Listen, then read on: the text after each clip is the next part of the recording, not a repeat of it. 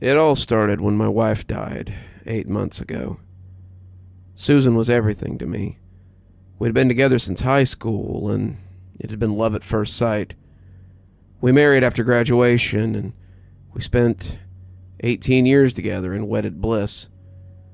I worked as a writer, finding jobs in editing or column writing. Susan working as a receptionist for a friend of my mother's. We spent a lot of time together. My days spent mostly waiting for her to come home. I lived for the moments when we were sitting in front of the TV together or curled up in bed as we talked about our day. We never had children, though it wasn't for a lack of trying. I was afraid she would leave me when she discovered I was infertile. I'd been injured when I was small, but she just smiled and said we'd just have to be satisfied with each other. It was never something we struggled with. Instead of kids, we gave each other our full attention. We traveled as often as we could, ate out often, had date nights at least once a week, and loved each other more than anyone else we knew. Susan was my everything, and I hoped I was hers. She never gave me any doubt that it was so, and those 18 years were the happiest time of my life. They weren't enough, though. 1,000,000 years wouldn't have been enough. I was writing something for some rag that Susan liked to read when I got the call. She had looked over my shoulder that morning before she left, cooing appreciatively as I edited a piece from one of her favorite writers, other than me, of course. She wanted to read it when I was done, and I promised I'd let her see it when she got home. I'd been invited to write a column, too, something they might let me do more often if it did well, and I'd just started fleshing it out when I decided it was time for a second cup of coffee. The coffee maker was burbling happily, filling my mug with liquid happiness, when my phone rang. Thought it might be Susan, letting me know she had made it to work, and I almost didn't answer when I saw it was an unknown number. The telemarketers had been particularly bad lately, and the last thing I wanted was another conversation with someone who wanted to sell me solar panels or extend the warranty on my car. Turned out it was the police. There'd been an accident. They were sorry, but she had passed very quickly, likely instantly, and hadn't felt any pain. My cup smashed as it hit the floor, soaking my feet in hot coffee as I gripped the counter for support. I would need support for the next few months. I was a wreck. My wife had been my whole world, and suddenly I was alone. I couldn't even go into the bedroom for the first 2 weeks. It smelled like her. Her pictures were everywhere. I slept on the couch a lot those days. I didn't even go in there to get my suit. I just bought a new one off the rack for the funeral. It was small. Neither of us had a lot of friends or family, but the girls from the doctor's office were very supportive, very sorry to lose such a dear friend. We buried her in Mountain Hills, a cemetery not far from the house. After they lowered her into the ground, I just sat there, trying to figure out what to do. I was still sitting there when the guys from the funeral home came to pick up the chairs, the sun setting behind me as I watched the hole in the ground where my wife now lay. "Sorry for your loss, mister, but we gotta pack these up now." I just got up and drove home, finding myself sitting on the couch. When the sun came up, I was still sitting there. This became a pattern. The next 2 months are kind of a blur, honestly. I lived my life like that quote from Forrest Gump. When I was tired, I slept. When I was hungry, I ate. And when I had to go, I went. I really didn't leave the house unless I had to, and When I did, I walked. I didn't trust cars after that, and I'm still not comfortable riding in anything with wheels. The walks probably did me good, but I was so lost at that point in my life. She'd been my everything, my whole world, and I just didn't know how to get by without her. I didn't work. My contracts quickly dried up. I wasn't working on my book either, and I'd fallen into a deep funk. If something hadn't pulled me out, I would have probably wasted away right there. Luckily, I suppose, something did. That was when the gifts started showing up. The first one came on Valentine's Day, though I now know that was no accident. I had stepped out in the evening to check the mail, and there it was on the stoop. I almost stepped on it, and that would have been a shame because someone had left my favorites. Sitting there was a bouquet of wildflowers, a box of those dark chocolate truffles Susan had always bought me, and a card. I was stunned for a moment, not quite believing what I was seeing. This was just the sort of thing she would do, too, and I expected her to jump around the corner and surprise me. She hadn't been very large, a wisp of a thing, but she liked to scare people and found it hilarious when she managed to. As the minutes stretched by and no scare seemed incoming, I picked up the stuff and brought it inside. I put the flowers in some water. I had never gotten flowers before, but I remembered that much, and set the chocolates on the table. I opened the card and found a pretty generic card inside, flipping it open to see who had sent it. I snorted as I read it, wondering whose bright idea that had been, but feeling a little better, nonetheless. "From your secret admirer" was written inside, the handwriting fine and spidery, just like hers had always been. As I ate the chocolates, I felt the tears come on unbidden. The taste, the smell, it all reminded me of Valentine's days past. We would sit and watch a movie, curled up on the couch together, while she munched at her Ferrero Rochers and I ate my chocolate truffles. We'd trade sometimes, and I wish now that I could see her eyes light up as I handed her one of my chocolates again. I passed out on the couch a little later, but my dreams were a little brighter that night. After that, I started finding other gifts. Food from my favorite Chinese place, candy, books by writers that I liked. One time, someone even delivered a seafood feast from Sir Crabbington's, and I was halfway through it before I realized it was mine and Susan's wedding anniversary.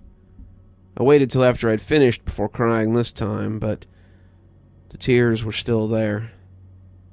I never questioned these gifts, but I never looked for them either.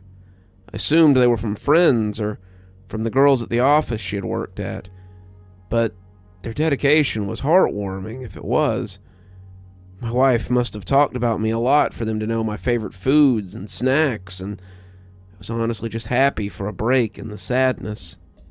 Each of these gifts made my day a little better, and the pain ebbed away a little more with each new package. Suddenly I was feeling inspired to write again. I had the energy to reach out to my old contacts and try to work. I was running in the evenings. I was doing laundry and dishes, and felt like I might be getting a little better.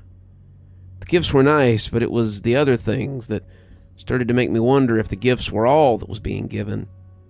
Sometimes I would wake up to find that the clothes were folded or the dishes were already done, and I couldn't remember having done them. Other times it would be simpler things easily explained but no less odd. A blanket thrown across me where there hadn't been one before. A pillow under my head when I had slept on the couch and left it in the bed. Sometimes as I came awake a little in the night, it seemed like I could see shadows moving in my house. I would sit up, the living room bathed in the light of whatever TV show I had fallen asleep watching, and look around for the source of the movement, finding nothing. It was weird, but I figured it was probably just my imagination. I'd been through a lot lately, so mild hallucinations might be expected. It was on one of my jogs when I finally discovered the identity of my secret admirer. I was coming up the hallway, huffing a little from a longer jog than usual tonight, when I saw someone leaving something outside my door. I had to grab the wall for a minute when I first saw her because I thought it might be my wife. She was short, with brown hair that had been cut into a pixie cut. She was dressed normally enough in jeans and a t-shirt, but the high tops were also something that my wife favored. From the back, she looked exactly like my dead wife, except for the hair. My wife had always talked about getting it cut short, but she favored ponytails and braids too much to ever cut it too short. She was bent at the waist, leaving food or something for me, and when I called her name, she jumped. When she turned around, though, I could see that I'd been mistaken. The woman was similar, but her face was different. They could have been sisters, but there were definitely subtle differences. Her nose was rounder, her face less angular, and she just seemed less substantial. I began to wonder if she might be a cousin or something, but I couldn't think of anyone in Susan's family who looked much like her. "Oh my gosh," she said, looking embarrassed. "I guess you caught me. Sorry for being so mysterious. I just didn't want to mess up your morning. I was a friend of your wife's. My name's Anne." She offered me a hand to shake, and I likely looked just as unsure of myself as I took it. I told her to knock next time and come and share a meal with me. She agreed. That began our strange friendship. Anne was just the companion I needed, and we spent 2 or 3 nights a week in my living room. Some of you will lift an eyebrow at that, but it was never anything more than talk. Anne cried as often as I did, and the two of us reminisced over Susan and what she had meant to us. Anne, as it turned out, had known her far longer than I had. The two had been friends since they were children, and Anne told me about Susan's early life in a way that made them almost sound like sisters. The more she told me, the more I wondered why I'd never heard of her before. If Susan had known Anne since they were children, why was this the first time I was meeting her? Many of her stories were things that I had heard before, so they tracked, but any misgivings soon melted away as we spent our evenings remembering. Sometimes she held me while I cried. Sometimes I held her, but it was nice to have someone there in my grief. She had just gotten done with a particularly funny story about how Susan had cut her hair too short and given herself something like a mullet before shaving it down into a sloppy pixie cut when she suddenly began to cry. Her despair was deep, the sobs racking her, and when I went to hold her, she pressed her face against my chest. "I'm sorry, I miss her so much." I held her that night as she wept, and I think that was when I started to fall in love with her. It made me feel terrible, but I couldn't help it. She was so much like Susan. Even her voice reminded me a little of my dead wife. I didn't want to move on. I was still trying to process what to do next, but Anne helped a lot, and I got the feeling that she didn't mind being that person for me. Suddenly, she was coming over every night, bringing food or wine, and we spent our evenings together. It didn't seem to bother her that I never wanted to leave the house. Didn't make any difference to her that I didn't cook, but the longer she was in my life, the more that changed. Suddenly I was paying more attention to my clothes. I was taking on columns for online magazines and selling my short stories again. I was cooking dinners instead of eating takeout, and I felt as if I were getting better. Anne was a big supporter of this, pushing me to get better, and that was when I started to notice that something was a little off about her. Something I should have noticed before then. Anne only came by after dark and was unavailable during the day. Anne had a very demanding job, but would change the subject anytime I brought it up. Anne would always leave before dawn, if not well before. Anne wouldn't stay at the house, wanting her own space, which I could respect. These things on their own didn't seem so strange, but altogether they made me curious. I'd also wondered why Susan had never talked about Anne before. It was something that had always been at the back of my mind, but now it began to linger like a fishbone in my throat. If they were so close, why had I never met her? If they'd been friends since childhood, why hadn't she been at our wedding, at our parties, our trips, our gatherings of people that had been drawn around us? And Anne had never been seen at any of those. I asked Anne about that one night, and she waved it off, telling me I must have seen her at one of those things. I've been to every gathering you guys have thrown.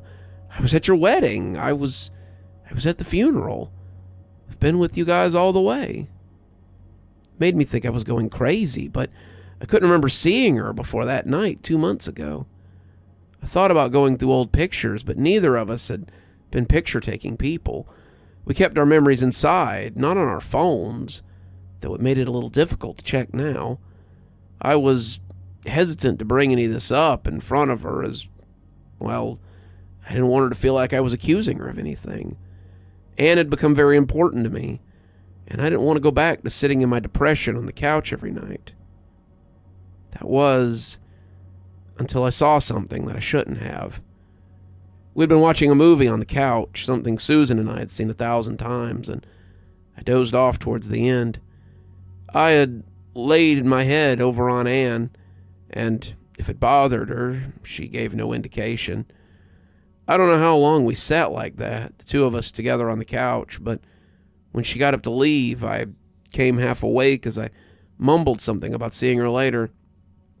She didn't respond, which I thought meant she hadn't heard me, but as I opened my eye a little, I saw something that froze me in my couch divot. The black shadow was standing in the doorway, its back to me as it prepared to step out into the dim hallway.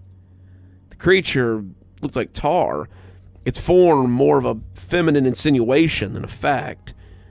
It must have had its back to me, but when I inhaled sharply and fell off the couch, it turned back to see what had happened. I was on the floor, breathing harshly and trying to find enough breath to scream when the shadow creature bent down in front of me and spoke in Anne's voice. It's okay. This wasn't how I wanted you to find out, but I suppose it was inevitable. I couldn't find my breath. I looked at the thing that was speaking with Anne's voice, trying to make sense of all of this.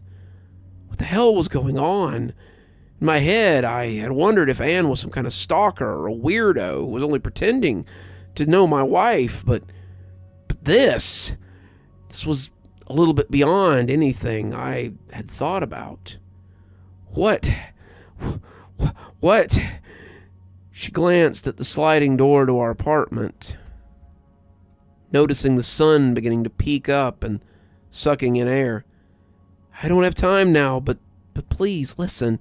You have to trust me. I would never hurt you, and I'll explain what's going on. Some of the answers might not make a lot of sense, but I promise I'll tell you what's going on. Just wait till tonight, till I get off, and I'll tell you everything I can. Can you do that? I nodded, and she returned it slowly. She got up and walked towards the door, but turned back just before passing through it. I'm still Anne. I'm still the person you've known for the past few months. Just keep that in mind. She walked through the door and left me sitting on the floor of my living room. I was a mess all that day. I didn't understand anything. All I knew was that someone I'd grown pretty close to had turned into a featureless monster right before my eyes. I kept trying to convince myself throughout the day that it had all been a dream, that I was still dreaming, but the longer the day went on, the more I had to come to terms with the fact that it wasn't. That meant that whatever that thing had been, it was coming back here tonight. I'd have to make a choice when it got here. Did I let it in, or did I tell it to go away and lose Anne forever? When the knock finally came, night having crept up on me as I worried the day away, I looked out the peephole to see the same old Anne standing on my doorstep. As I opened the door, she breathed a sigh of relief and asked if she could come in. I let her in, figuring that if the creature had wanted to hurt me, it would have done it before now. "Okay," she said, not sitting as she paced the living room. "I know you've probably got a ton of questions, but just let me tell you my side before you jump to conclusions." She took a deep breath, steadying herself as she tried to find a place to begin. "I didn't lie. I have been with your wife for a very long time. In fact, I've been with her since she was born. Susan and I have gone everywhere together, right up until the day they buried her. I'm Susan's shadow." I squinted at her, not really sure what to make of that. "When your wife died, I was reassigned to someone else. Someone new. Someone very new, but I still remembered you. I wondered how you were and what you were doing. I hoped you were doing okay, and as this little person napped and ate and sat, I knew I had to go make sure you were all right. I had to stay with my new person during the day when the shadows are most noticeable, but at night I was free to roam a bit more. Babies don't move as much as you might think, and with a 7 o'clock bedtime, I was left with a lot of time to kill. I leave at 5 when the sun is coming up, and come back at night so I can see you." She stopped and looked at me in an expectant way, but my mind was altogether unprepared. "So you're Susan's shadow? How?" "Shadows are part of people, but once they're dead, we aren't really needed. I've been with Susan since the start, since the first time she met you, and I fell in love with you right alongside her. I had to know you were safe, to know that you hadn't given up, so I started coming back to our old house. I found you suffering. So I left you gifts to keep your spirits up, little things to make you realize you were still loved. But I got careless. I let myself get seen, but I guess that worked out in the end. Turned out, I was hurting too. I missed Susan. I missed her more than I had any of the other people I'd been attached to before. And talking with you helped me get over her, just as it helped you. We helped each other in the end, and that was what we both needed. We became what the other needed, and I'm thankful that you happened along and found me that day. I had questions, all kinds of questions, but the one that stuck seemed the most obvious. If you have someone new that you've attached to, does that mean that eventually you'll have to go?" She nodded slowly, like she hoped I wouldn't think of that right away. "Eventually, as the person I've been assigned to grows, she'll need me more than just during the day. I may have to stay with her more and more often at night, and that will ultimately mean less time with you. I want to be here for you, but I don't want to stop you from moving on either. You need to get past her, get past me, and eventually return to life as you knew it. You deserve that. You deserve to be happy." I felt the tears leaking down my face, smearing her and turning her into a wavy half-person. Will you stay with me as long as you can?" I asked. She nodded. "I will. I'd really like that." That was 6 months ago. The little girl that she's become the shadow of, Anne, is starting to move around more, and Anne is happy with her progress. She doesn't think it'll be much longer before she's walking, but she promised that she'll come and see me for a while to come. One day she may decide that the nights are for going out and working, but for now, she's still tossing in her crib before the sun goes down, and that's just fine with me. I don't know how long I'll have Anne for, but I know it would never be long enough. Even as I write this, I know there will come a time when her visits become less and less, and I know that'll be fine too. I had Susan for 18 years, and I'll take whatever time I have with her shadow as a gift.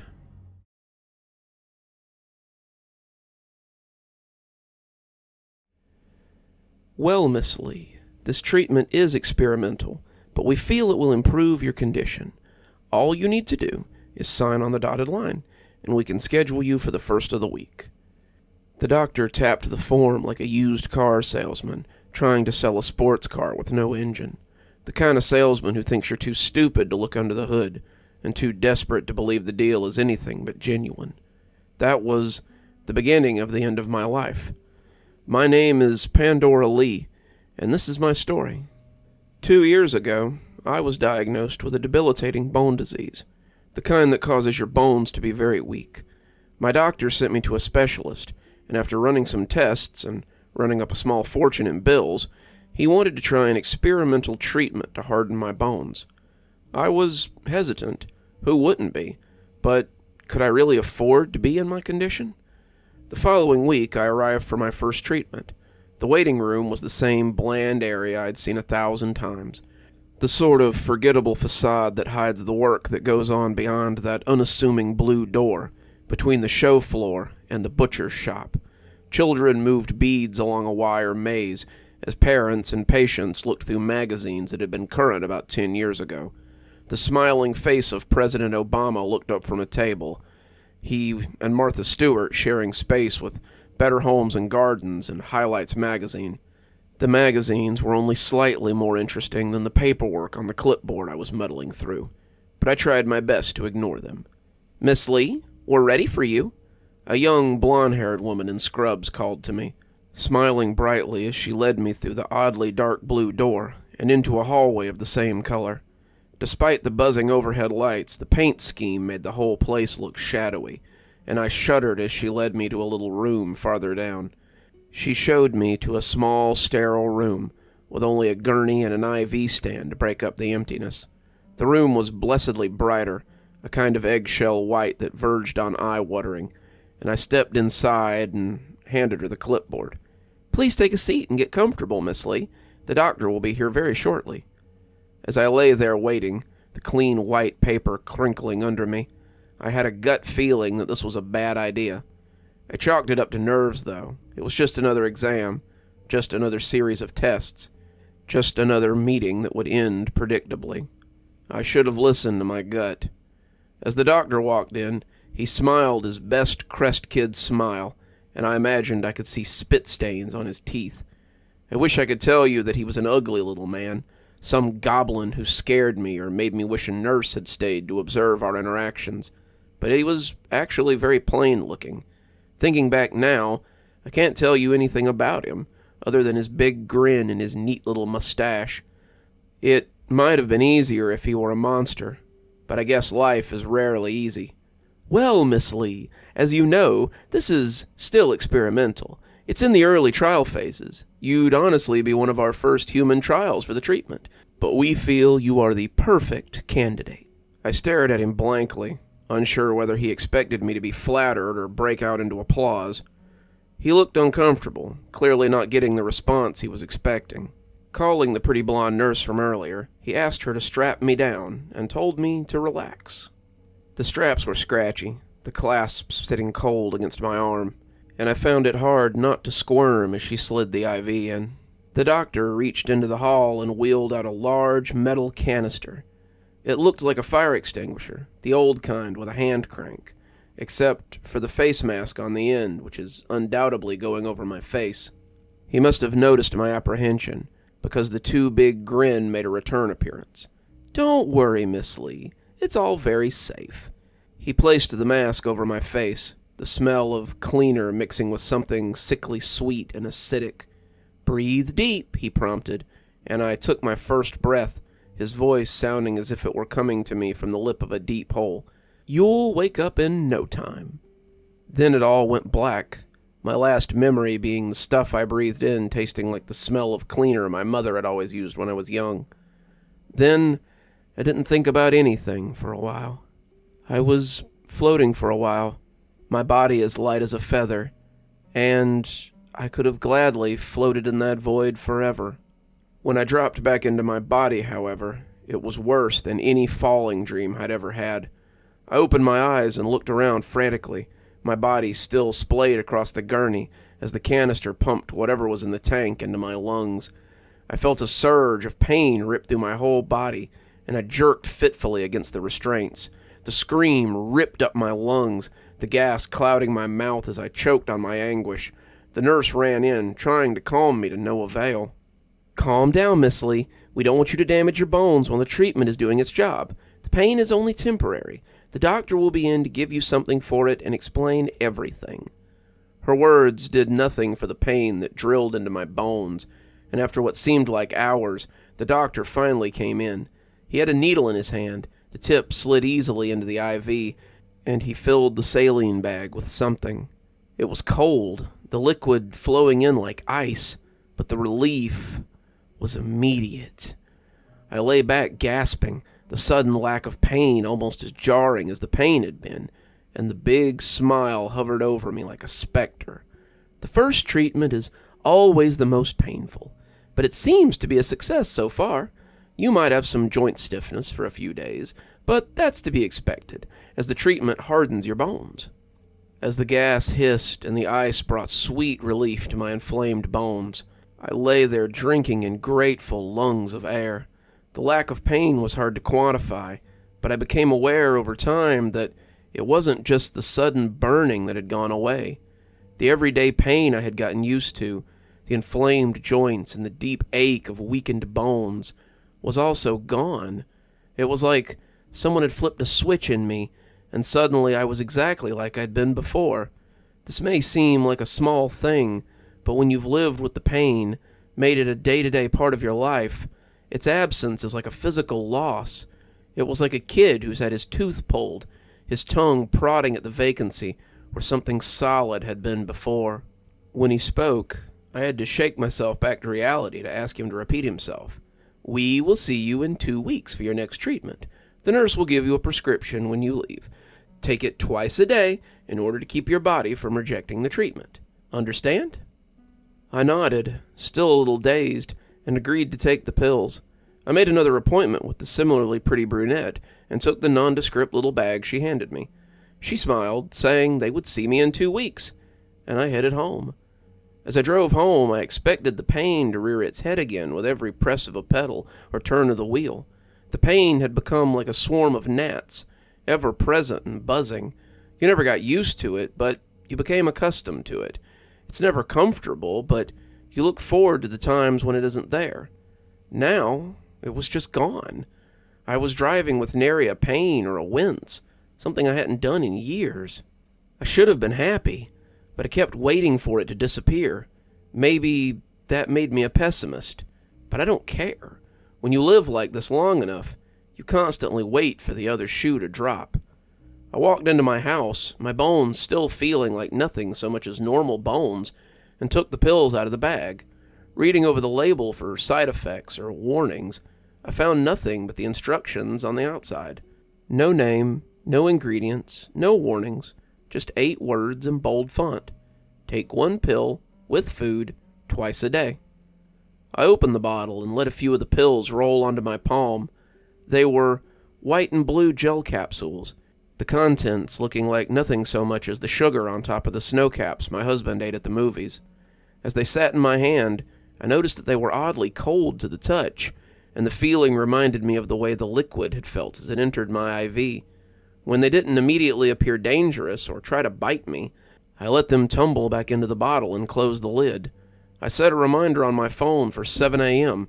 and started fixing dinner. When I went to bed that night, I had already forgotten about them, but as I pulled the blankets up around myself, I felt a sudden chill arrow through me. It should have raised a sort of red flag, but I was still riding the high of moving about my home without any of the pain from earlier that day. A few hours later, though, I was awoken by an icy chill going through my body, followed by an intense ache in my joints. As I tried to get up, I felt every bone in my body tighten. It was almost impossible to walk, but after a few minutes, it eased up, and I was able to make it to the bathroom. I figured this was just a side effect of the stiffness the doctor was talking about. And after a warm bath, some of the pain had abated. With some of my mobility returned, I shuffled back to bed, hoping to sleep off the pain until it was time for my first dose of medication. The next day, the pain of the night before was a fleeting memory, and I took my first pill and started getting ready for my day. It usually took me several hours to get my legs to cooperate enough to make breakfast, but today I moved about my kitchen the way I hadn't in years. My joints felt fluid, my bones were as forgettable as they should be, and when I woke my husband up for work at 10, he looked at me a little shocked to find breakfast already on the table, and the kitchen dishes cleaned and put away. "Wow, those treatments really did the trick," he said, taking my hands in his big calloused ones, intent on kissing them. He dropped them in surprise as a shudder ran through him. "Geez, babe, your hands are so cold." There was worry on his face, but I waved his worries away and told him it was nothing. "It's just a side effect of the treatment. I'm fine, sweetie." Deep down, though, I was worried. I should have called the doctor's office right then and there and told them about the side effects. After the weirdness that had happened the night before, I should have been more concerned, but it all comes back to one thing. Despite the stiffness, despite the cold hands, despite the next 2 weeks where sometimes I woke up in the middle of the night and hobbled into a warm bath, the intense pain in my bones was all but a distant memory. I would have given anything to be done with the pain like that, and it turned out the cost was more than I could have known. 2 weeks later, I arrived at my next appointment. I was curious to see if it hurt the same way it had the time before, but my reasons for going were twofold. I had taken the last of my pills that morning, and I knew that I would need more if I wanted to maintain this lack of joint pain. So I smiled at the nurse, let them strap me down again, let them slide the needle into my arm, and breathed in the gas like the good doctor told me to. The treatment was performed the same as the first, but I gritted my teeth through the pain as I waited for him to inject my IV with that sweet icy liquid as the gas did its work. As the straps slid off, I nodded through the closing instructions and shuffled up to the desk to make my appointment and get my pills. I moved as if in a dream, my body feeling strangely heavy as I climbed into my car and drove home. I jerked awake in my driveway, unsure how I had arrived home. I had never fallen asleep at the wheel, much less sleep drove home, and the thought made me shiver. I grabbed my prescription and headed inside, wanting to get as far from the vehicle as possible at that moment. I thought about starting dinner as I trudged in, but decided to take a nap instead. It was early still, only mid-afternoon, but I was suddenly exhausted. I could barely keep my eyes open, and as I slid into bed, wearing the same clothes I'd left the house in, I thought I was settling in for nothing but a couple hours of rest. 10 hours later, I shuddered awake into total darkness as an arctic chill shot through my nerve endings. It was worse than it had ever been, worse than any time before it, and as I tried to climb out of bed, my legs froze up and sent me spilling to the floor. I lay there, unable to bend my legs or arms, only able to pull them towards me like palsied claws. I was overjoyed when I heard my husband's soft snores from the bed beside me. He would help me. He would get me to the hospital. He could get me into a warm bath, and I opened my mouth to scream his name. My lips trembled as I prepared to cry out for him, but no sound escaped my chilly maw. I gasped weakly, his name lost amongst the short barks of sound, while he slept peacefully a few feet away. I lay there with tears of fear dripping down my face, certain that he would wake up the next morning to find me dead. I almost expected to see them freeze against my cheeks, but they did little more than pool beneath my head and wet the side of my face. I spent that night drifting in and out of my new painful existence. It felt like I lay there for weeks, listening to the content snores of my spouse as my body was racked with freezing chills. I thought I would die again and again, and as the sun began to rise, I almost wished for it. The colder I became, the less the shivers seemed to blow through me. I still felt them, but my body had stopped responding. I was powerless to move, incapable of doing much besides watching the sunrise and the day begin. I must have fallen asleep at some point, because when my husband yelled my name, my eyes were startled open. What the hell is this? But he seemed to lose his words as he stood over me. I mouthed at him, asking him to help me, but he looked unsure. I don't know how. I wanted to ask him what he meant, but instead he turned to my vanity and fetched a small hand mirror. I looked back at myself, not sure it was me for a moment. I was looking at a perfect china doll as she lay curled up on the floor. Her skin was a perfect alabaster, broken only by the slight spider cracks that ran through it. As I watched, another chill coursed through me, and I saw the cracks lengthen as my fragile form tried to shiver. I wanted to cry, but I had no tears left. Instead, I told him to put the phone next to me and put it on text-to-speech. I wanted him to understand, wanted to explain how this had happened, while I could still explain anything. He did as I asked, saying he would go get help, but I don't think he'll be back in time. It took a surprisingly short time to lay it all out, but I can feel the change beginning to affect my face now. My blinks are becoming slower and slower, and my throat's beginning to tighten as it stiffens like my skin. My lips have started to flake as I speak, the cracks in my arms likely running through the lips my husband loved to kiss. I'll be nothing but a beautiful statue soon, a curiosity piece for people to speculate over. But with the time I have left, I want people to understand how I came to this point. I don't know if it was the treatment or the pills, maybe it was both, but it doesn't appear to be ready for human trials. If they ask you to sign your life away as I did, make sure you know what you're agreeing to. The short respite from pain wasn't worth the hell I found myself in now. It's getting hard to breathe now. My lungs are laboring to pull in breath, and I can feel the same shivering running through them with every gasping pull. My eyes are fixed forward, my fingers forever locked together, and I feel that every word may be my last. If you make it home, Jason, know that I love you, and I'm sorry that this is where we must part.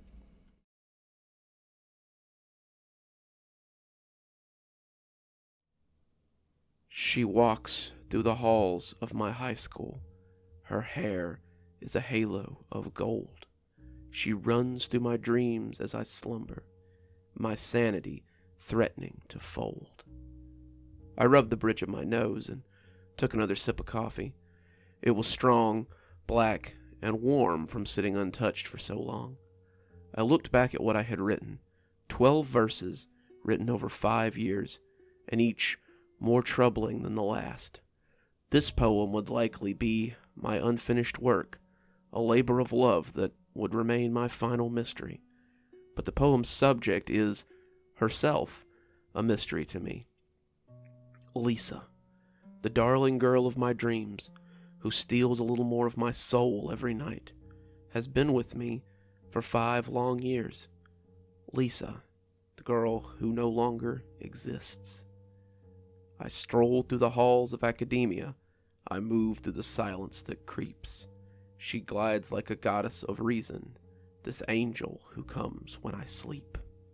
I wrote those words on January 25th, 2014. I was a sophomore in high school, still struggling to mold my burgeoning talent while dealing with the growing flames of my teenage hormones. For years, I'd been told that I wrote well, English teachers and creative writing teachers praising my work, but they always said that it lacked a focus that they hoped I would find in time. Your ideas are scattered, your thoughts uncoordinated, and for someone with your raw talent, these are threads that we hope you will find. That's what my 9th grade English teacher wrote on my final assignment, a short story about the ideas of servitude but not slavery, right under the lurid red A she'd written on the paper. Miss Harper had often told me that I had talent, and told me that she expected me to focus that talent if I ever thought to make something of myself in the writer trade. On that day, as I sat at the picnic table outside the cafeteria and wrote ideas in my notebook, I found some of those threads she was talking about. I had slept deeply the night before, and dreamed vividly as I did sometimes. In the dreams, I was walking through the halls of Chester C. Smith High School, and on that day, I walked alone. There was none of the usual tropey at school in your underwear sort of thing, but the school did have a slightly lucid feel to it. I felt like I was underwater sometimes, everything having a slightly wavy feeling to it. As I walked, I began to become more and more sure that something was watching me. There was no one there. The silence in the school was almost oppressive, but at the edge of my vision, I could just make out the form of a girl following me. She slid silently along the walls, glided noiselessly through the world. Several times as I whipped around suddenly, I could see her hiding from me. Those few glimpses were enough to tell me two things. She was human, and she was lovely. She stalks through my dreams like a shadow, a hunting cat ready to pounce. Her mind is a mystery to me. Her very secrecy, humanity renounced. I had the dream again a week later. It was much the same, walking through the silent halls of high school, the terrain wavering like aquarium weeds as this ghostly girl stalked me. I did not indicate that I was aware of her, not turning to speak or looking for her, but just studying her out of the corner of my eye. She was blonde, corn silk hair spilling down her back in a sheet, and her clothes were a pair of jeans and a simple white shirt with no particular design. She seemed to be about my age, but could have been older, I suppose. There was a way about her that made me think she was older than I in my mind. Like when you meet someone who's had to grow up very quickly and been forced to cast their childhood aside before they were comfortable. She followed me silently until I woke up, and when I sat up, I grabbed for my notepad on the nightstand and wrote those 4 lines. I wouldn't revisit her for another 3 months. Her secrecy seems to be prudent, for her shelter is not solely her own. I have seen what lurks in the shadows, and it threatens to evict her from home. Writing about the Dream Girl was what I had named her after the second verse, had lit a fire in me, it seemed. Suddenly, I wrote pieces for every school contest, submitted poems for every poetry club event, and I gained a small amount of celebrity amongst the students that followed in those circles. My teachers had always praised my work, but as my peers noticed my talent, I started to see this as more than a hobby. I began to believe that I might be able to make it outside of my high school community. When the spring poetry contest was announced, a contest held for students nationwide, I threw myself into it, heart and soul. I stayed up for 3 days, crafting the perfect poem, the most significant work of my life. When I hit send on the submission email, I slumped back into my chair and let the euphoria wash over me. It was Saturday night. I was exhausted after the efforts of birthing my perfect work into the world, and all I wanted to do was sleep. I crawled into bed and fell into the deep and untroubled sleep of the dead for 12 hours. I learned more about her world in those 12 hours than I wanted to. I walked through the doors of the high school and saw the ethereal backdrop of my dream again. I was comfortable here. It was comfortable here. The quiet serenity of the place was a change from the steady flow of ideas and couplets running through my head lately. But something was missing. I looked behind me, expecting to see her dodge away or hide from me. But she wasn't there. This was the only time I could remember truly being alone in this place, and it was a little strange. To feel so alien in a place that you occupy every day is a strange feeling indeed. But I felt my steps taking me steadily into the school once more, so I let myself be led wherever the dream would take me. As I walked, I was aware of a noise. The fact that there was a noise at all was strange, but the type of noise was stranger still. It was a vibration, a rhythmic thumping from under my feet, and it disturbed the place's unusual stillness. Thump, thump, thump. Then silence. A few minutes or hours or days would pass, and then it would happen again. Thump, thump, thump, followed by a return to the same silence. As I explored the high school, I found myself drawn to the boiler room over by my civics class. The more I thought about it, the more I realized that the thumping was probably coming from the boiler room. It was a large subterranean basement used by the custodians for storing extra chemicals or broken machinery that they were hoping to fix someday. It was also where students of a less academic cast went to make out or smoke between classes, since it lacked a fire alarm. When I got close to the boiler room, I heard the thumping more clearly and realized I'd been right. There was definitely something in the boiler room, something big, and I doubted it was a group of teenagers necking a little too enthusiastically. When I wrapped my hands around the door handle, though, I was immediately thrown backwards into the lockers against the far wall as something came barreling through that door. It was her, the dream girl, and she turned to glare at me, teeth bared in a feral challenge. When she saw who I was, she stopped growling and scrambled down the hall towards my English class. I sat against the lockers, my backside aching where it had connected with the lockers, and listened to something big and angry make its way up the stairs. I didn't want to know what was making that noise, but I was powerless to do anything but sit there against the lockers. I'm not one to freeze up in dreams. I'm familiar with lucid dreaming, and probably led to me becoming a little too comfortable in this dream. But as whatever it was lumbered angrily up from the depths, I realized a fear I hadn't known since childhood. The slap on my shoulder brought me out of those fears, and as the blonde girl thrust her hand at me and spoke the first few words of our strange relationship, "If you don't want to die, then you'd better start running." She offered me a hand, and a moment later, we were flying down the polished halls. As we rounded the corner, I heard something burst through the doors. It sounded like an angry piece of construction equipment as it followed us, chewing up everything that got in its way.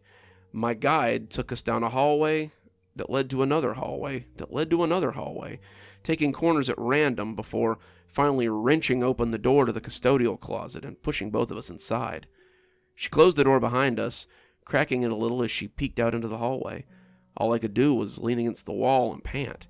I was tired. I didn't ever recall becoming tired in a dream before, and as I sat, I realized my butt still hurt where I had hit it.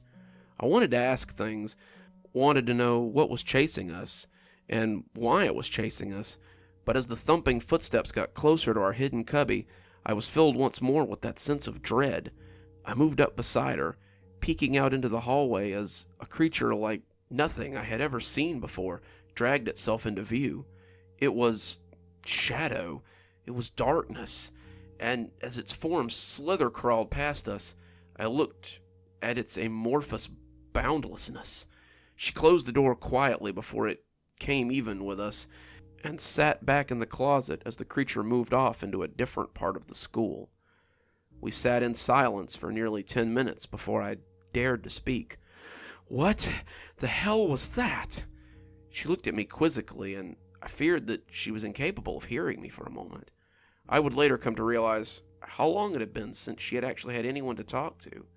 She closed her eyes as I repeated my question and seemed to savor the sounds my words made. She relished them, burned them into her memory, rolled around in them like a dog with a smell that it likes, and when she'd finally absorbed them as much as possible, she answered me, "I don't know. I've been calling it shade for however long it is that I've been here." Her voice was thick with disuse, but it was cultured with just a hint of an accent that I couldn't place. She told me her name was Lisa. She told me that she believed she was 16, but she couldn't be sure.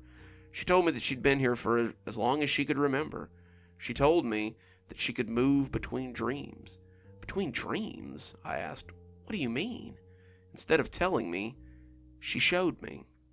Her hand looked like a starfish when she set it against the back wall of the janitor's closet. The pinkness of her skin stood out against the dingy wall, and made it all the more apparent when the paint began to crumble and the walls started to melt away. Suddenly, there was sunlight in the closet, thick and buttery against the dingy darkness. We were looking at a field of flowers that stretched on to infinity. I put my hand against the image, expecting resistance, but instead fell into the landscape of fragrant technicolor flowers. Lisa came in behind me, and as she did, the portal back to the high school closed. "Where are we?" She shrugged. "Some other dream. She has it pretty often. As long as we stay out of the area where she is, then she'll never know we're here." I had a million questions to ask her, too many to organize right away, but just as I'd found my voice again, someone was shaking me, and my mom was asking if I was hungry and might like some dinner. It was 2 weeks. 2 weeks of hoping and praying before the dream returned. I sit at the edge of a precipice, looking at the world from afar. I am a prisoner of my reality. My passage to her world has been barred. I spent those 2 weeks in a haze. I received word that my poem had gone to nationals, and I think that my distracted nature was seen as dazed relief. They thought I was happy. They thought I was living in the clouds. In my mind, however, I just wanted to go back to the dream. She needed me, and I needed to know more about her. I spent those 2 weeks analyzing what I now knew about the dream. The first was that whatever happened in the dream happened in real life. I had woken up the next morning with a large bruise on my backside and a similar bruise on my shoulder. Either I had hurt myself outside the dream, and it had translated into the dream itself, something I doubted, or I could be hurt inside the dream. The second thing was far more urgent. I needed to find out how to instigate the dream. I tried recreating the events that had led to the dream, dragging myself to the edge of collapse or overworking my mind without rest until I dropped, but it was no use. 2 weeks later, I hadn't had so much as a dream that I could remember in the little amount of sleep that I'd gotten. As I went to sleep that night, I focused all my mental faculties on the dream itself, how it had felt, the landscape I'd been in, and as I focused, I could feel my mind slipping off to sleep. I awoke in the high school again. I ran through the halls, heedless of what else might find me, and it wasn't long before she tracked me down again. She dropped into the hallway before me, seemingly from nowhere, and when she saw me, her face split into a wide grin. She ran to me, wrapping me in her arms. She smelled ethereal as I wrapped my arms around her as well, like old dust or sour memories or the universe itself. "I didn't think I'd ever see you again," she said, and in her voice I heard relief. "Her world lies alongside my own, my dreams the key to her realm. But how did she come to reside here? Her own dreams have been overwhelmed." She took me back to the field of flowers. Then she answered my questions. I asked her probably about 1,000,000 questions as we sat together in the field. She had found a tree that sprang from the flowers, and we sat there as she told me her story. Till that moment, I believed she was older than I, maybe by as much as 5 years, but as she spoke, her girlhood came back to her. She drew her knees in close, her blonde hair creating a curtain through which she peeked at me, and she seemed embarrassed by the story. No, not embarrassed, I guess. I now realize she was afraid that telling it to me would make it real. She'd had her own dream once. She couldn't remember what had happened before it, but she could remember there being a before. She had dreamed inside a castle and was a princess, with knights and wizards at her command, dragons and goblins that needed slaying. Sometimes she had stood on the battlements and looked pretty as the knights fought for her favor. Sometimes she put on armor and killed the dragons herself, leading her knights on grand adventures. Whatever she was doing, she was happy, and the dream had returned almost every night. It returned because I wanted it to. It came back because I thought about it before bed, and so my mind opened the portal to this place. These dreams aren't normal dreams. You can get hurt in them. You can even die in them.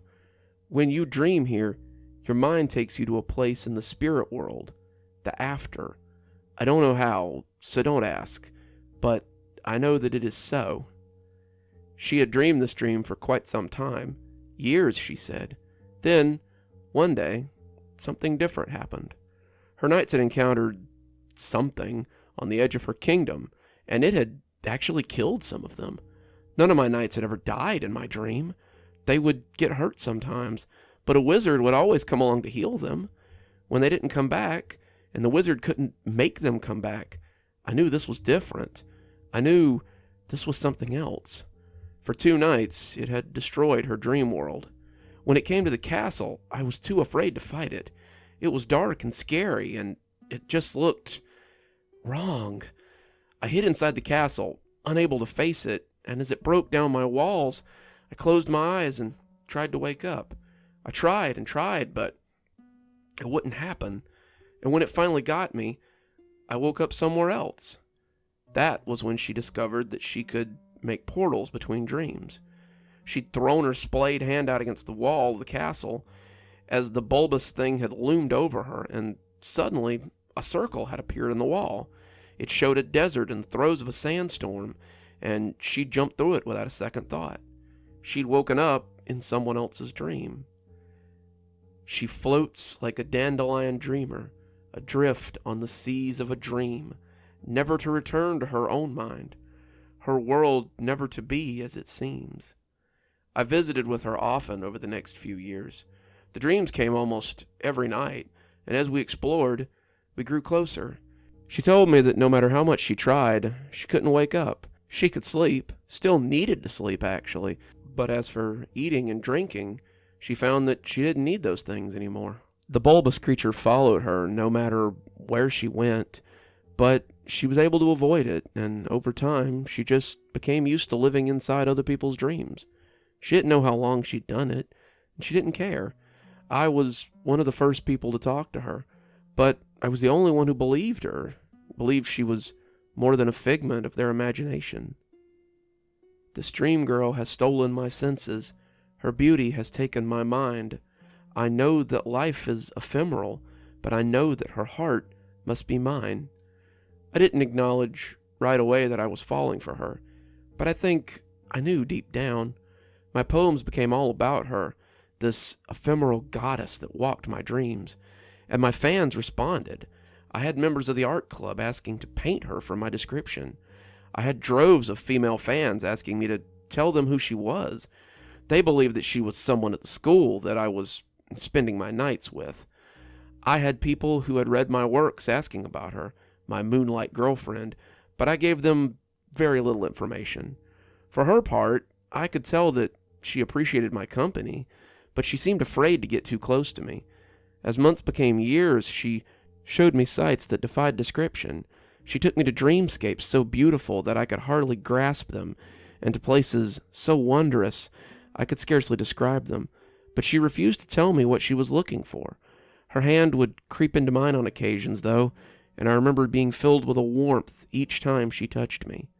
Inevitably, our nights would be cut short by the appearance of the shadow creature.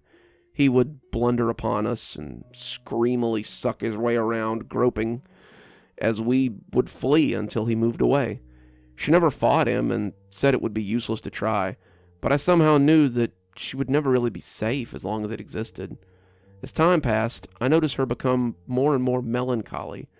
The one night I asked what was troubling her, she took my hand, interlocking our fingers, and looked at me across what seemed like 1,000 years. I don't want this to be my life anymore.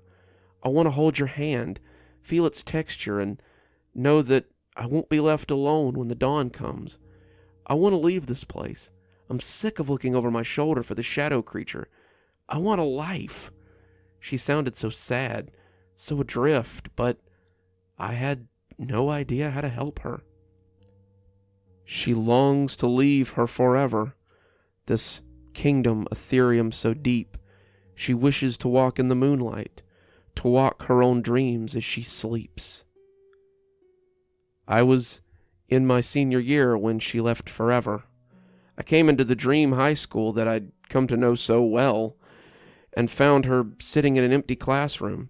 She was seated in one of the desks, and at first I thought she was asleep. When she turned to look at me, though, I could see that she was deep in contemplation. She looked up at me with real hope, and I realized that something had happened while I was gone. I think I need to destroy the shade. She detailed her plans, how if she killed it, she might be allowed to go back to her dream and wake up. But all I could hear was the first lines of her suicide note. I tried to reason with her, talk her out of this needless waste of life, but she wouldn't hear of it.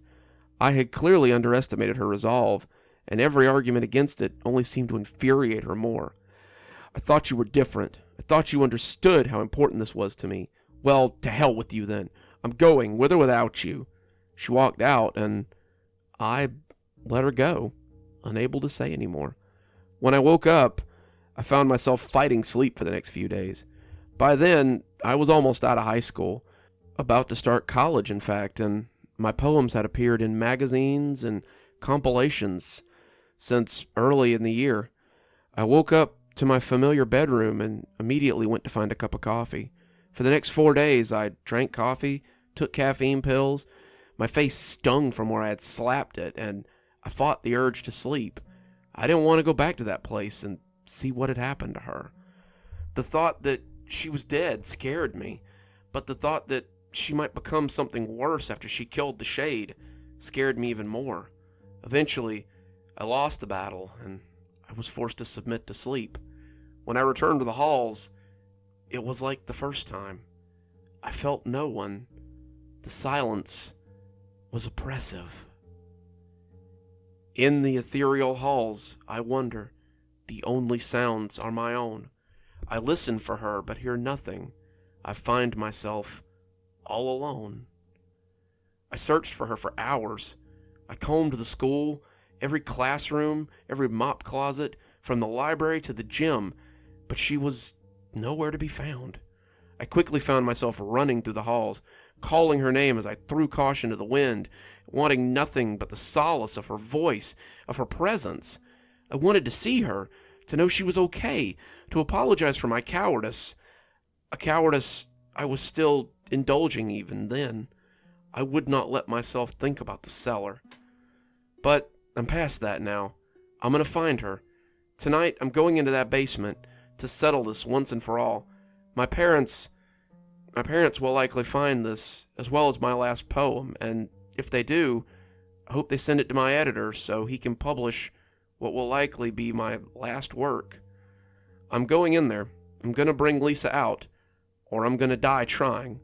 I will have my dream girl.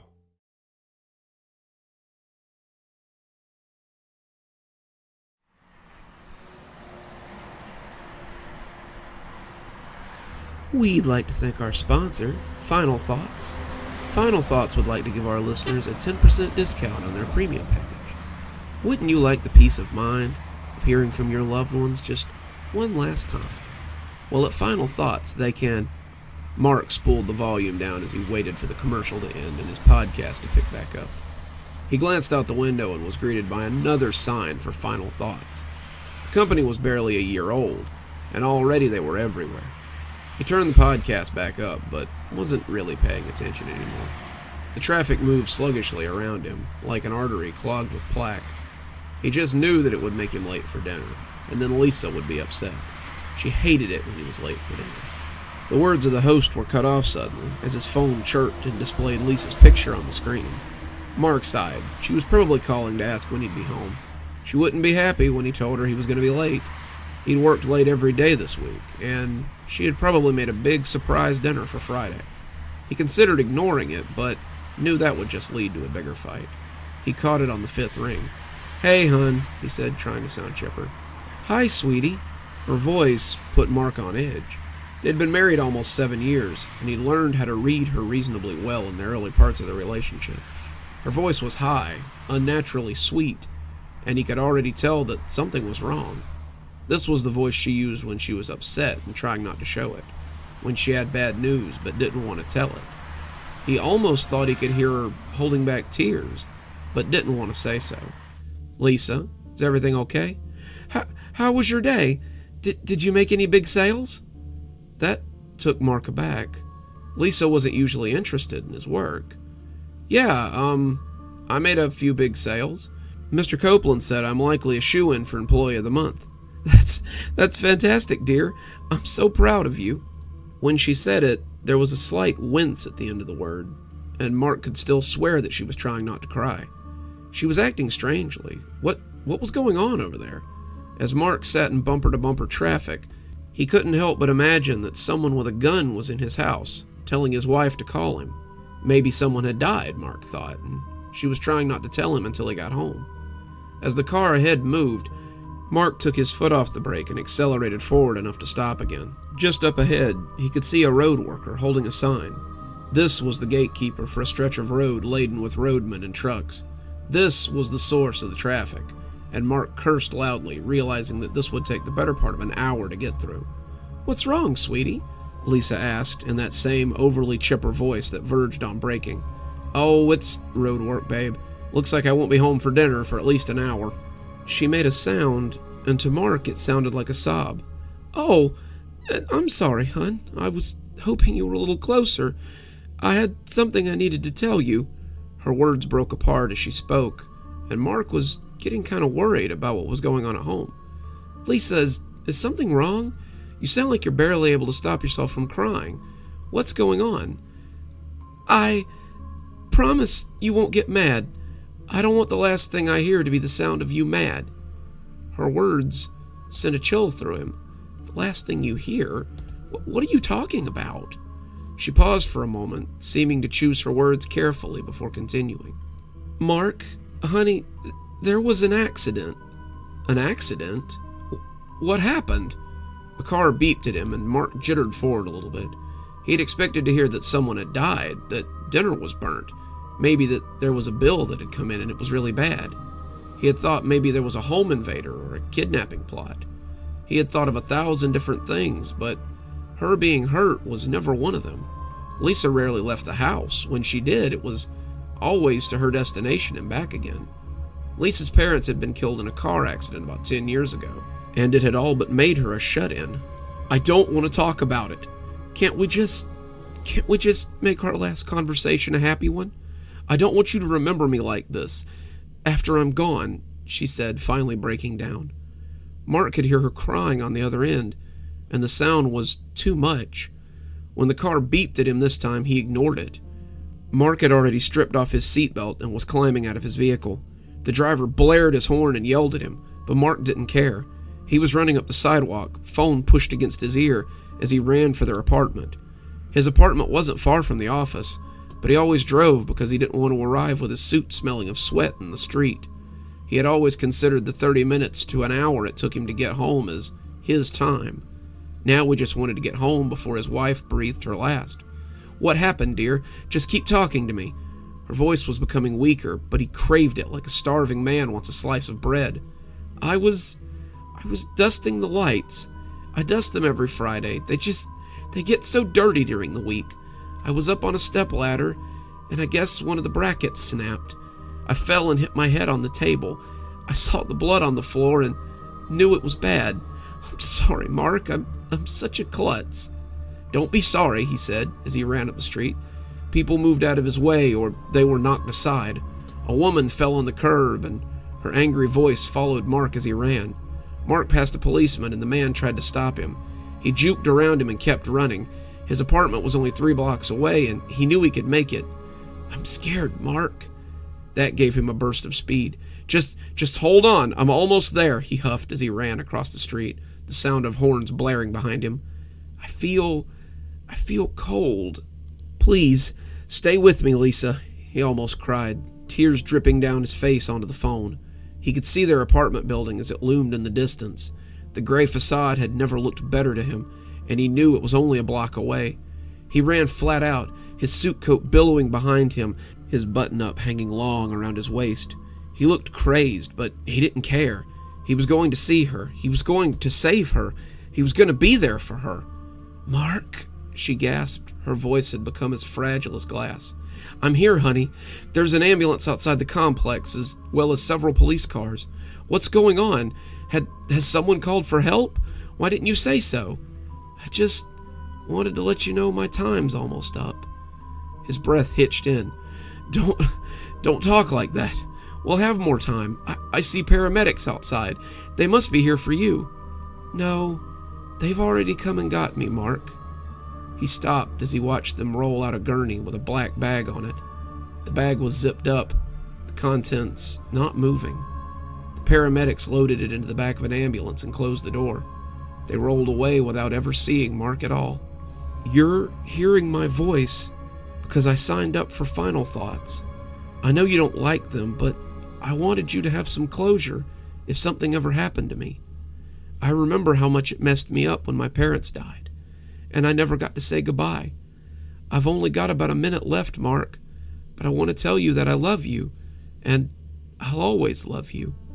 Mark stood on the sidewalk as the cold numbness rushed over him. He was hearing her voice for the last time. She was already gone, already dead, and now he was listening to the last words she would ever say. This was grisly. It was a joke.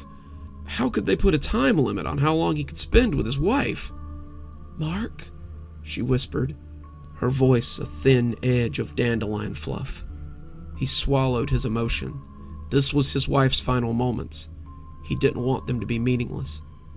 I love you too, Lisa. I've always loved you. Goodbye, Mark. I love you, she whispered. She sounded happy. The line went dead.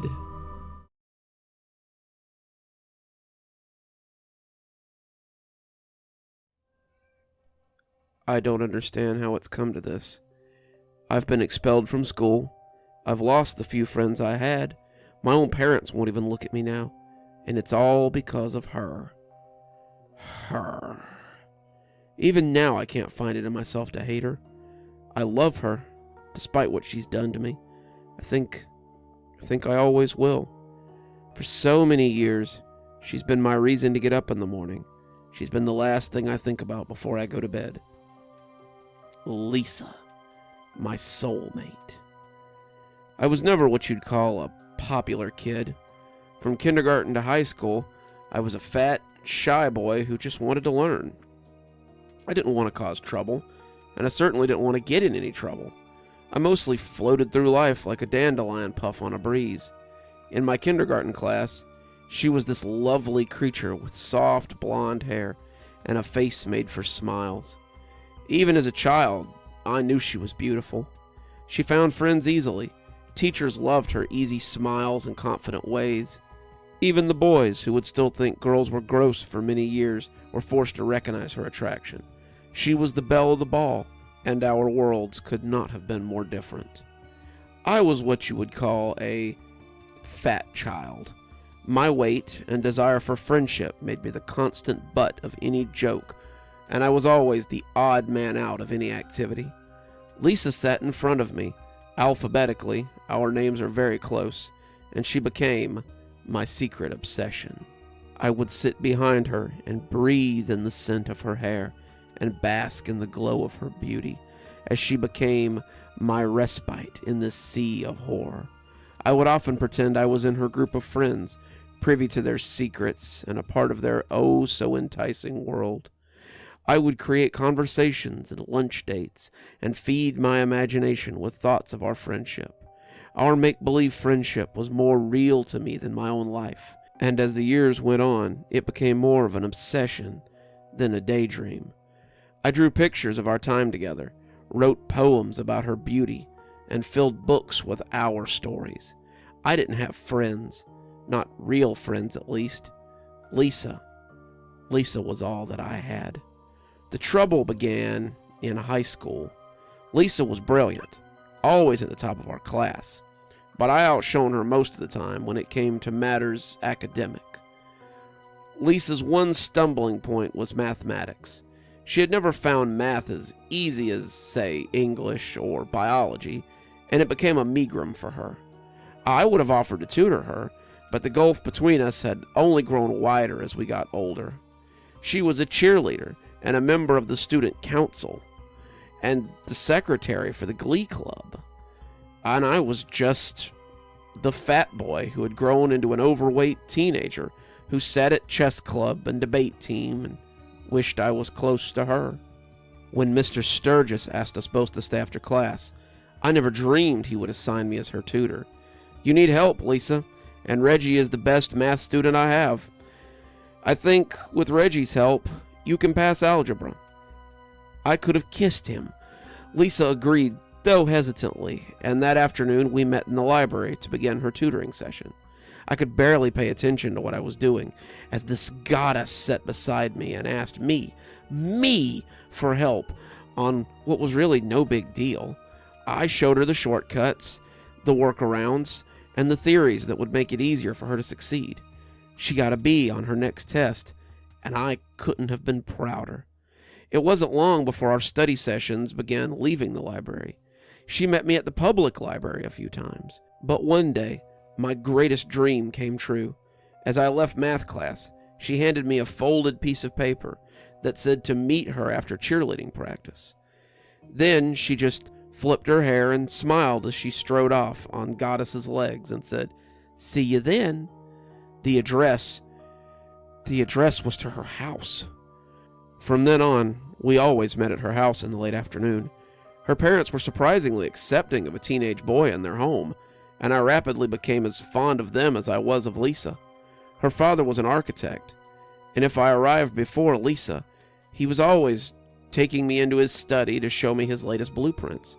Her mother was a lawyer, but after a lengthy lawsuit against the firm she had once been with, she had won enough money to stay at home and look after her family. Working from home as a legal consultant meant she often had time to bake, and her home was always full of the smells of bread or pies or culinary delights. The time I spent in Lisa's house was the best time of my life. As algebra became geometry and calculus, she always came back to her study buddy. I found easier ways to teach her what she needed to know, and she turned out to be a quick study once she found someone to speak her language. As we entered our senior year, I never quite asked why she still refused to acknowledge me in the hallway, or why her friends still picked on me.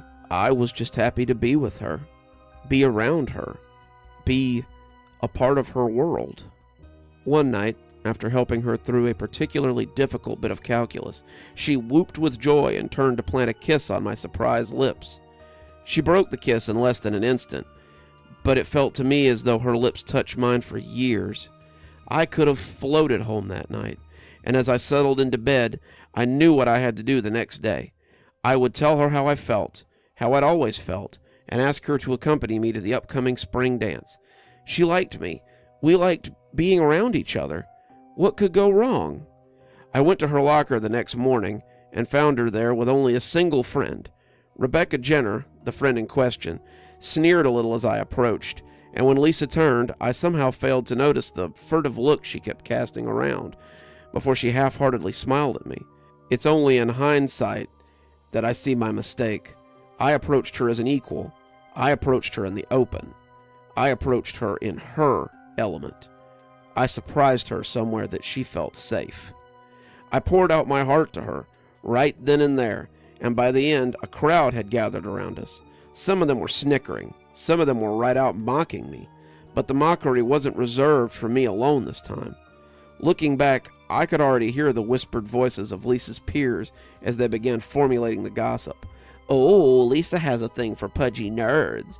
Looks like Lisa would rather hold hands with pimple-faced dweebs than go out with football players. Sounds like little Lisa had a lot of fun at their study sessions." I didn't care at the time, though. I was pouring my heart out to a girl that I loved, and that was all that mattered. She was crying by the time I was done. Her face was beet red, and her tear-clouded eyes were scanning around for an escape. Finally, she pushed past me, sending me sprawling to the linoleum, and made a break through the crowd. I tried to go after her, but the crowd closed in on me, and the torrent of questions and accusations assaulted me. Where had I been with her? How long before Brad kicked my ass? Was I so stupid to think I was anything but a charity case? On and on and on, until finally I found an outlet and went tearing towards the boys' room. I hid there all through first period and tried my best to keep my head down for the rest of the day. I didn't see Lisa that day. I didn't see her the next day either, but I heard the rumors about Lisa and her fat little boyfriend, Lisa and her study sessions with me, and all the other rumors about how Brad was looking for me so he could kick my ass up around my ears. Bradley Davies and I didn't have any classes together, luckily for me, but he still managed to find me. He and his friends came across me in the bathroom near the end of the second day and backed me up against the cold wall of the boys' room. He hit me a few times, Brad and Chuck and Gail, and as they took turns hitting me, Brad let me know the score. "You stay away from my girlfriend, you hear me? I didn't mind her keeping a little nerdy pet, so long as she still got to cheer and I still got to squeeze into her whenever I wanted to." This comment elicited some laughters and slaps on the back from his friends. "But that's over now. She's mine, and I'm not okay with your lost puppy act anymore. I see you around Lisa again, and you're dead, nerd." He punctuated this point by slamming his fist into my cheek, hard enough to knock my glasses into the sink where the lenses shattered against the porcelain. I lay on the bathroom floor and thought this was as low as I could get. How wrong I had been. When I came to school the next day, something had changed. I had been the target of constant teasing the last 2 days, but the reception I got this morning was icy. People whispered behind their hands, their faces angry, and all the anger seemed to be directed towards me. What had I done to deserve such scorn? I was the victim here, right? Brad had beaten the crap out of me, and Lisa had refused to even talk to me for 3 days. What could I possibly have done? The answer came in homeroom. A police officer was waiting to take me to the office where Lisa's parents, my parents, and the principal were waiting to talk to me. My confusion turned into fear at this, but confusion would make a lot of reappearances that day. The principal invited me to have a seat. My mother was crying, and my father's eyes bored into me like a power drill. I looked to Lisa's parents for some explanation, but they both made it very clear that they wanted nothing to do with me. Lisa had posted a message on Facebook this morning. She told all her friends about how I had forced myself on her during our study sessions and made her do things that I won't even mention here. My depravity knew no limits, and all the while I had convinced her parents that I was a fine young man and a model student. I had convinced everyone of this, she went on, but in reality I was a pervert and a rapist, and when I'd talk to her at school, talk to her like we were equals, she had finally found the strength to speak out about my depravity. She told her parents after that, and they had called my parents and let them know what their little boy had been up to. Someone had called the police then, and that's how we had come to the point we were at now. I won't bore you with the details. My parents and I became the town black spot for the next 3 months, as I took polygraph tests after psychological evaluation and protested my innocence at every turn. The police claimed they had a rape kit that tested positive for something, but the absence of any physical evidence was confronted by my obvious intellect.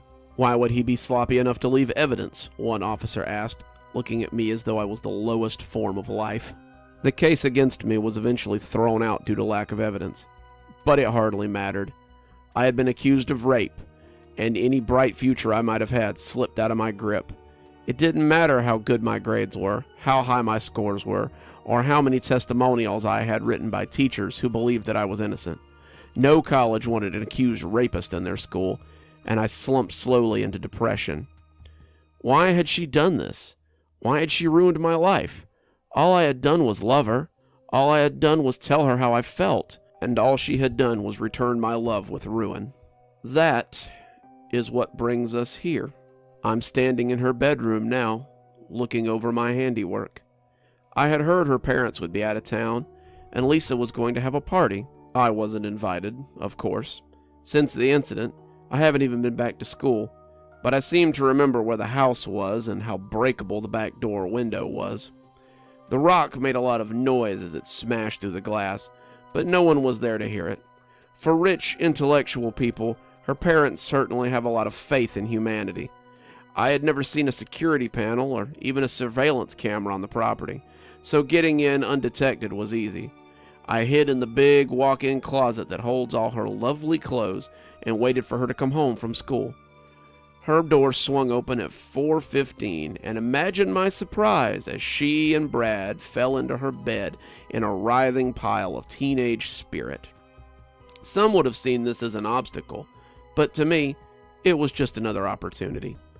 His back was to me, and I came up behind him and cut his throat. He garbled out something, but she didn't even seem to notice until he slipped right off her. She turned around and saw me, and that's when the begging started. The begging and the screaming. She kept shouting Brad's name, begging me not to, and I implored her to be as loud as she wanted. I wanted the neighbors to know what was going on. I wanted them to know how Brad had brutally murdered his girlfriend in a fit of teenage aggression before cutting his own throat out. It would be a poetic bit of melodrama, just like Romeo and Juliet. I'm pretty sure I snapped the knife off in her sternum after the 15th or 16th downward stab, but by then, she had stopped screaming. The knife's in my hand now. I was smart enough to wear gloves, and I already had my escape route planned out. You see, I may have never touched her, but that certainly didn't stop me from killing her.